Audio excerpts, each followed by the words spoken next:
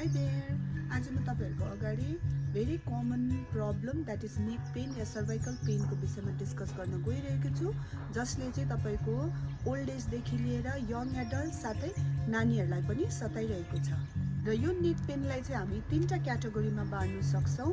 र एउटा चाहिँ हो लोकलाइज, जो चाहिँ पर्टिकुलर एउटा जग्गामा दुख्छ, र अर्को चाहिँ हो तपाईको रेडिएसन पेन, जो चाहिँ तपाईको घाँटी दुखेर यता हात खुट्टा पनि झमझम हुन्छ, कमजोरीहरु आउँछ।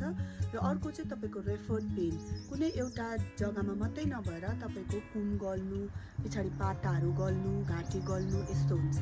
रेफर्ड पेन चाहिँ तपाईको घाँटी गलेर जुन हातमा झमझम गर्नु, यो चाहिँ प्राय तपाईको डिस्क प्रोल्याप्स या तपाईको घाँटीमा नसो चेप्टेर हुन सक्छ।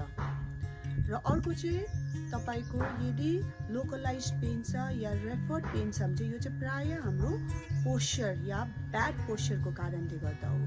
र आज चाहिँ म तपाईहरुलाई neck pain due to bad पोस्चरको विषयमा डिस्कस गर्न गइरहेको छु।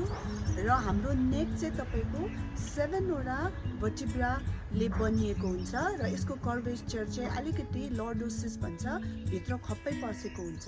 तर हाम्रो डे टु डे एक्टिभिटिजले गर्दा चाहिँ हाम्रो चाहिँ मसल्सहरु जुन त्यहाँ वरिपरि हुन्छ त्यो चाहिँ गल्नु थाल्छ यदि हामीले पोस्चर राम्रो मेन्टेन गरिउन भने, र त्यो कर्वेचरलाई पनि बिगार्छ।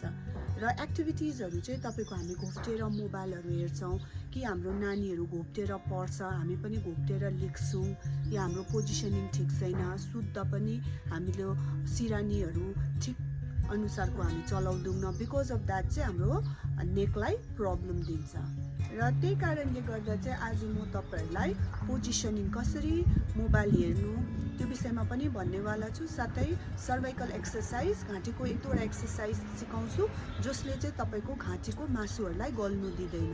र यो चाहिँ तपाईले कन्टिन्युअसली फलो गर्नुभयो भने चाहिँ तपाईलाई धेरै आराम मिल्छ।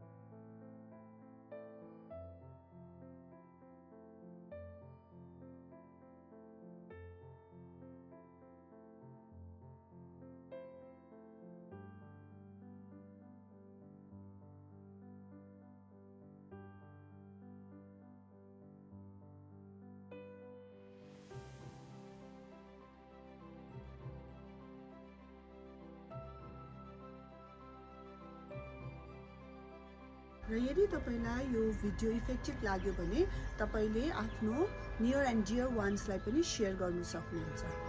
Thank you.